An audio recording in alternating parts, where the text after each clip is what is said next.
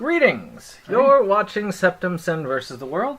I'm Septum Sen, and I'm here with Kotobuki Jake. Hi. And we are here for another pickup video. This time we're going to do it a little bit differently. We normally shoot the, as we start, do a little bit of news and so on. If you like that, we are making that a separate segment to be available this Wednesday. So, we will see you. Look forward to it. Yep, we will see you then, I'm hoping. It'll be a little bit longer than our regular portion of that segment, but these videos will be a little bit shorter because of it. Yes. So, let's go ahead and start. Okay. You want me to start or you want to start? Well, you said you want to save that for last, right? Yep, so I guess that would well. be you starting. All right, so I'm going to start off with something that will be part of our news update segment because I've been watching on this since I got it. A couple of weeks back, well, of course, if you've been following this channel, or even if you don't and you're somewhat versed in movies, you know the Oscars have happened recently. And I think we mentioned on the channel, we missed last week due to active weather, unfortunately. But I think I mentioned before that some of the big Oscar ones came to the local theaters. So while I was at the local theater for Oscar viewing, I popped into a local discount movie/record store. Can't really say discount, but they're a big time record store downtown, and I picked up technically 3 items, that did not cost me all that much, and I was very impressed by my haul. I ended up spending $16 in tax, which is not bad for 3 Blu-ray items. First one was $6. It was the more expensive of the bunch.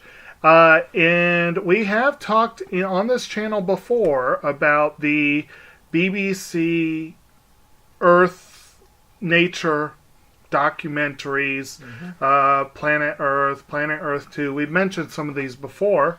I had the opportunity to pick up the Blu-ray of Frozen Planet, which, of course, is the poles and winter and that sort of stuff, and penguin, obviously. Very, very... I've watched the first 3 episodes so far. I think there's 7 total. 7?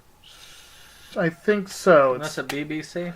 Yeah, it's a BBC production. Oh, wow. It's directed by or narrated by David Attenborough, just like Planet Earth. And the first 3 episodes were very good. I'm sure the rest of it will be. I am very happy to get this. I have mentioned before I'm making an active effort to get more documentaries, especially more nature documentaries, because Earth, I love it. I want to learn as much as I can and have these available to teach others if the opportunity arises. So, pretty big haul. That's one of the big ones for the week. Oh yeah, there it is, the 3-disc complete series. That was see, now you made me have to say, okay, I better add this to my wish list while I can, because I love the Planet Earth series. I like the Blue Planet series, and I'm pretty sure Frozen Planet is also an offshoot of that.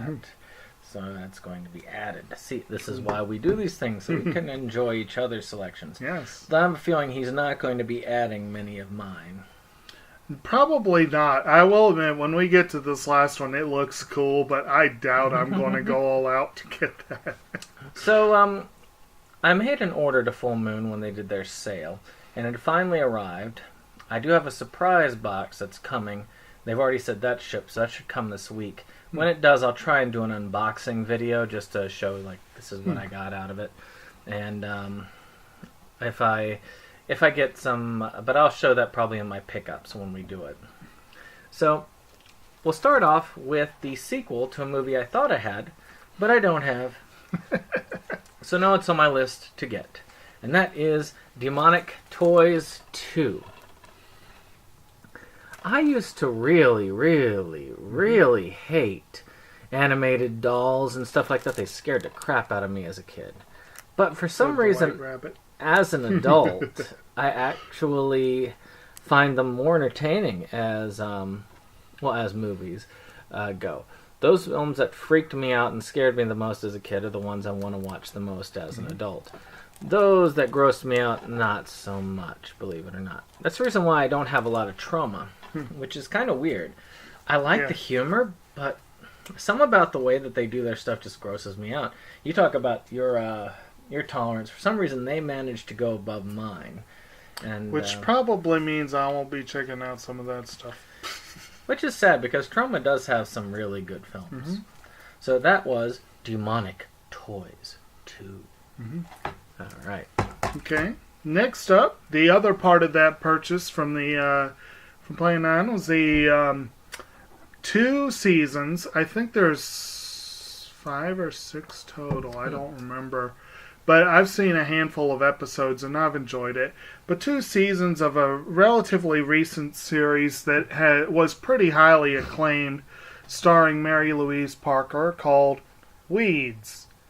And it's a pretty interesting show. Those of you who are unfamiliar, basically she plays a suburbanite who gets into dealing weed as a side thing, and it's kind of an amusing comedy sort of series. Oh, wow. I realize this is going to be a sore spot for some people but I happen to be, and I'm not going to get too political on my drug views here, but personally I think that this is more in line with where it should be in some ways.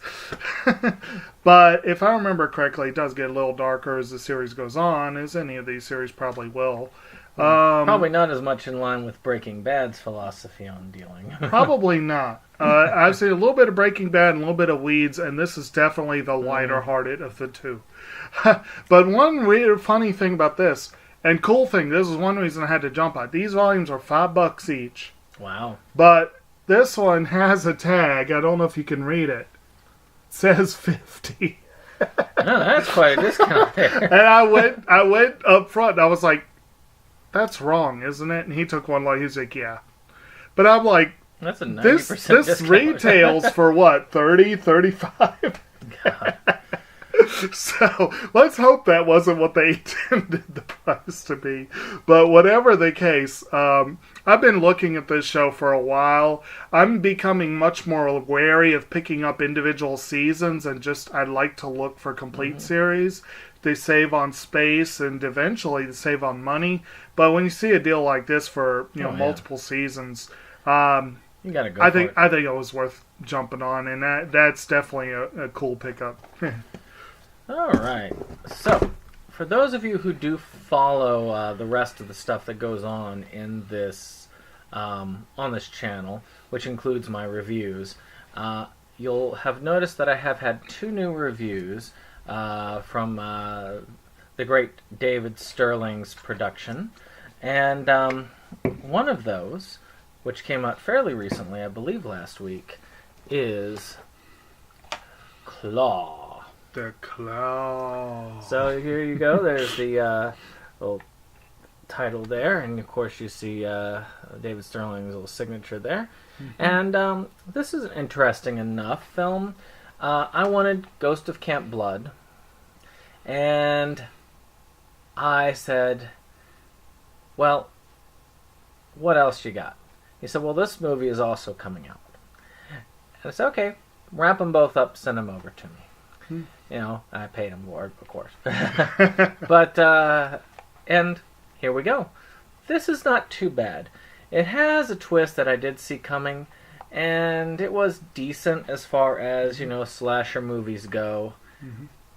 I would say it was middle of the road. I think I gave this about a 6, which, not too bad. Mm. It's enjoyable. I would watch it again, but am I eager to watch it again? Not really. Is it one that I say is, not really. It's a little bit better than that. So, decent film. If you get a chance, check out Claw. Mm-hmm. I've heard that some people are streaming it already. And I will let you move on. How would you rate that against your lesser parts of the Camp Blood series? Better than the lesser parts. Okay. But the lesser parts, traditionally, my 2 least favorite Camp Blood films, though I would say my 2 lesser Camp Blood films are a 5 at their best. Okay. And where I'm willing to give it. I think it was one of them would be probably a 4 rating now, and the other one a 5 rating, because they both have some decent potential, but I feel like they're deeply flawed movies that I feel like that they could be redone into something like really good. I think they could do something better. It's just, I feel like one of them went very far off into left field, and one of them really had no choice but to recycle. So editing can be a good thing. So anyway, my next up, in our previous videos, I recently did a birthday haul, and I mentioned that one of the movies that was given to me was a duplicate, unfortunately. So in the last week, last couple weeks, but again, we weren't here last week, I finally made it to get a replacement for that duplicate. And one thing that is an eternal issue for me, and I think you're probably not as annoyed by it, but I feel like I've heard you comment on it too, is how damn hard it is to get live action Japanese stuff that's related to anime and manga here. There are some. We've been talking a lot in the last couple weeks about Nana, the 2 movies there. They were very worth watching. There was the Honey and Clover live action movie. Yep. There have been a few, and if you have Netflix, apparently you can stream the new Full Metal Alchemist movie. I've not gotten to see it yet, but I've heard it was kind of... Yeah, apparently they cover about the first fifth to quarter of the series, wrap it up, and it's like, no. And then it ends. But anyway, speaking of a movie that covers a very long franchise, but I've heard nothing but good things about this one. I was utterly astounded that Walmart had the Gintama live-action movie. And it was cheap, too. How much was it? $13. Oh, not bad. Of course, it was free for me because it was a replacement for a gift. But anyway, so if you're not at all familiar with Gintama, and I'm barely familiar with it, I've seen bits and pieces of the anime. And part of that is the fact that you cannot get most of the anime right now. You can get part of it. Sentai put out 4 volumes and then gave up. They've also put out the movie, and I think I have the movie. I need to check. But the live-action version, I'm not sure what part of the franchise it covers. It's such a big franchise. I think it's an original story based on the characters. But I've heard good things. I'm curious. If it's nearly as amusing as the show is, it should be a lot of fun. And I'm very much looking forward to that. And I also wanted to get this because, again, there was that pre-order that we did with Best Buy that they canceled, the jerks. And this was part of it, but they mislisted it. They listed it as part of the anime, and it turned out that wasn't it. But, yeah, so I ended up getting it after all. I nearly got that Fairy Tail movie as my replacement, but I'm going to wait on that one a little longer, but it's good times. All right. I hope. You stay out of trouble this time, okay? All right. So we were talking about films the other day, and one of them came up because I was talking about people who didn't really act in a lot of stuff, but are still kind of famous.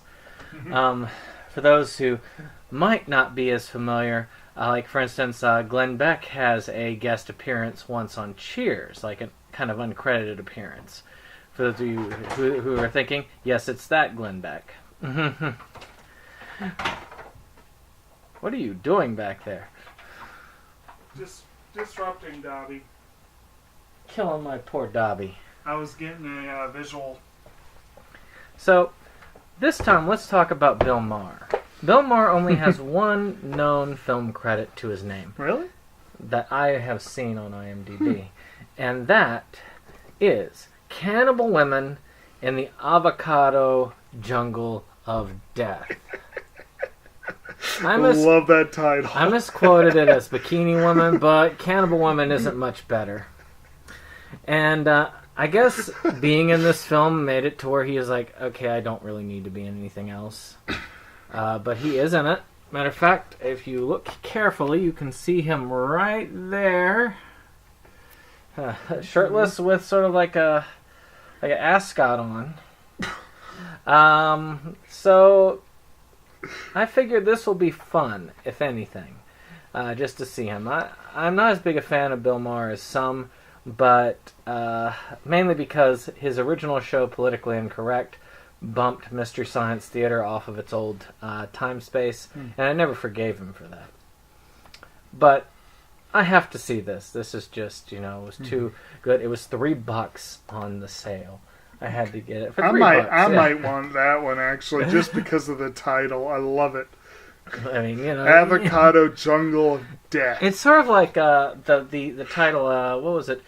Bikini Women in the Bungalow of Death or something like that. Yeah. It was like, some of these titles, terrible movie, by the way, but some of these titles are just I believe you did a review of Oversexed Drug Suckers for Mars. Yes, I did. And another one that is not really a good movie, but just because of the cover and the title, right. You just gotta have it. Speaking of gotta have it movies, I wanted this one for the longest time. Huh. And this is not my copy. But you do have it. I do now have the movie. This is going back all the way to our Christmas pickups. Told you there's still a bunch of them left. One of my NIS America movies, standard edition. But it's Hanasaku Iroha, the movie, Home Sweet Home. Look at his review for the series. Yeah, I do have that up. I still have yet to see the full show. We watched the first episode together. I loved it. He hated it. But then I do want to watch it. I do have the really awesome fancy editions of the series. Mm-hmm. And look at that. You got a nice big box. You got the nice coffee table book. And then the little slipcases inside with the, And I have a couple of the premium NIS movie sets that look like this. But, like I said, I had to make do. But unlike Love Live, where I got premium, standard, premium, I have premium, standard. I could live with it having the movie. The movie makes more sense. It doesn't bug me near as much as Love Live does.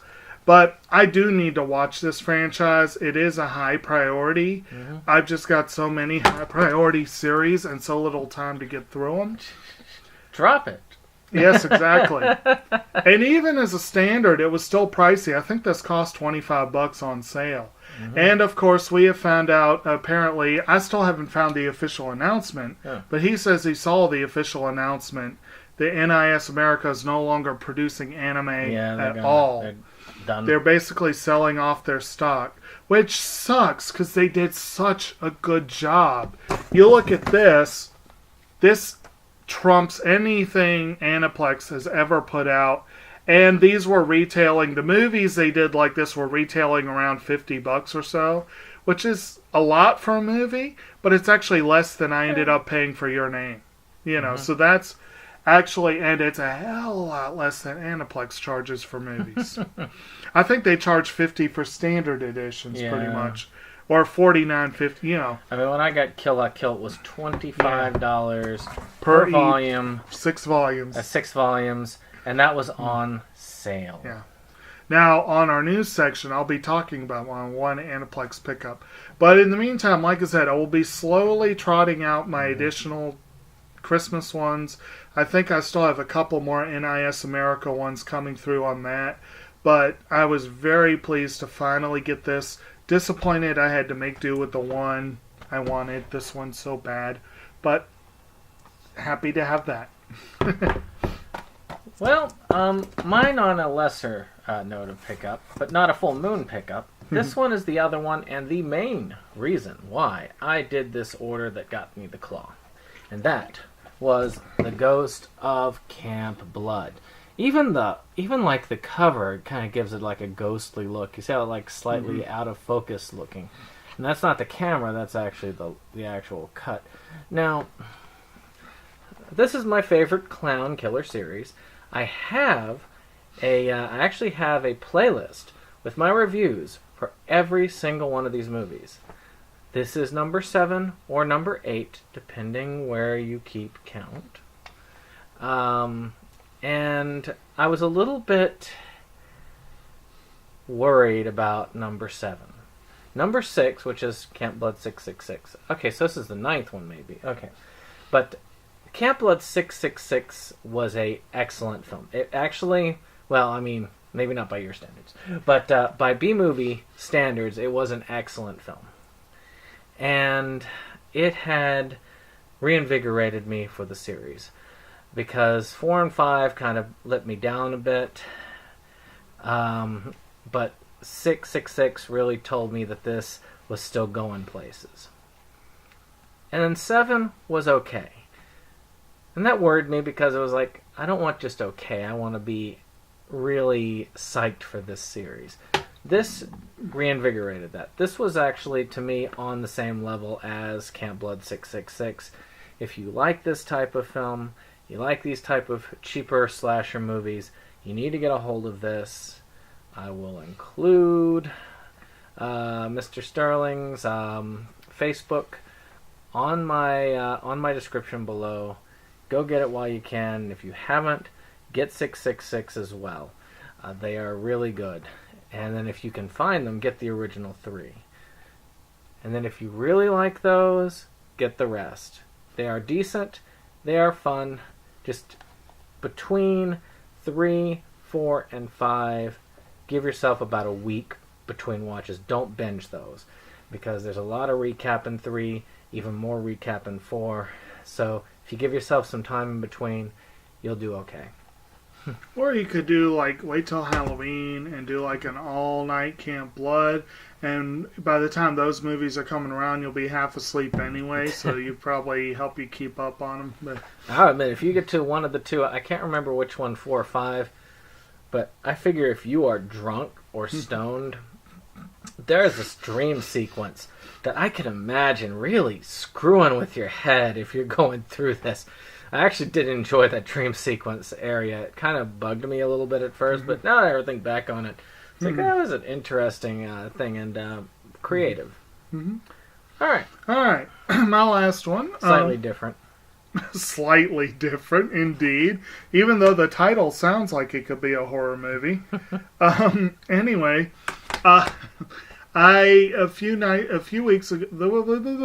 days ago, I popped into Second and Charles, and I probably shouldn't have, but I did, and I was specifically looking, well, for anime, like I always am, but I was also specifically looking for things that would be on my top 40 lists. Yeah. Because I think I've mentioned on this, I'm trying to focus on trying to get some of my best of, and I actually have an Amazon order that'll be coming in this week that next week I'm excited about what I have to share. But actually, one of those came out the same year as this film, which is a film called Rust and Bone. I'm not sure if you're at all familiar with this. It came out and got a lot of buzz. I think it got a Golden Globe nod or a couple Golden Globe nods, some Critics' Choice nods, but it got totally overlooked at Oscar. I think it's a French language film, but it stars Marion Cotillard and Matthias Schoenaerts, and I've seen relatively little of Schoenaerts, but he's very talented. Cotillard is one of my favorites. She is a phenomenal actress. She got a ton of praise. She plays a trainer, a whale trainer, who suffers a severe accident and basically has to learn how to maintain. I think he's the boyfriend, if I remember correctly. Does she speak whale? No, she speaks French.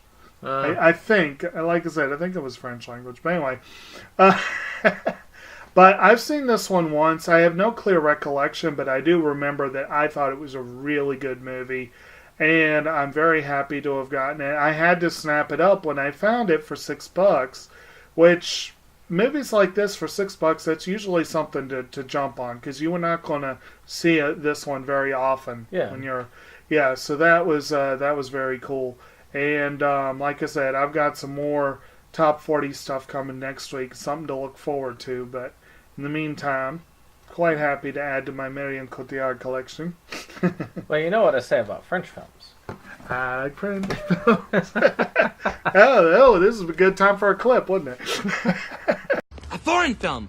Oh, the evening is saved. I like French films, pretentious, boring French films. I like French films. 3 tickets, s'il vous plaît. Ow. So, let's wrap up with one more. Mm-hmm. Now, this one is pretty good for this last holiday, which is another Leprechaun film called Unlucky Charms. Mm-hmm. So the whole premise is 5 beautiful girls vie for a chance to become the spokeswoman for Vivi Didi DeVille's new high-end line of lingerie.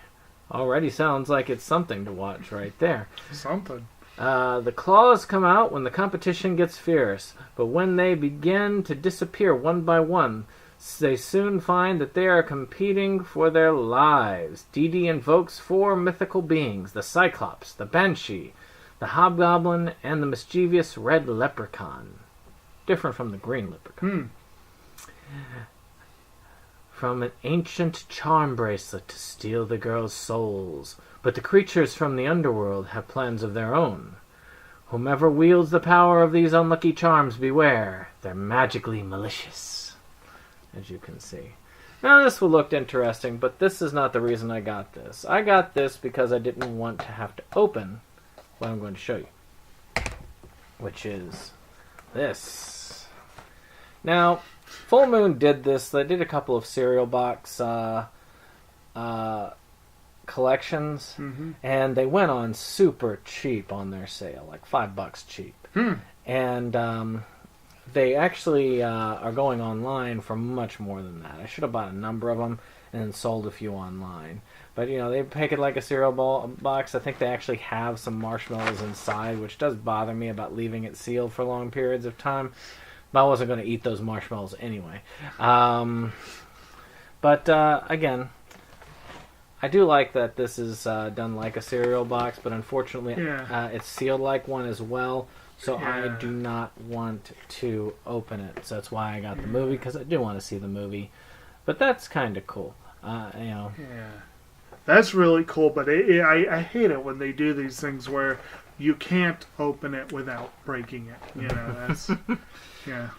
So with that being said, we are going to be done for this video. We will see you on the next one.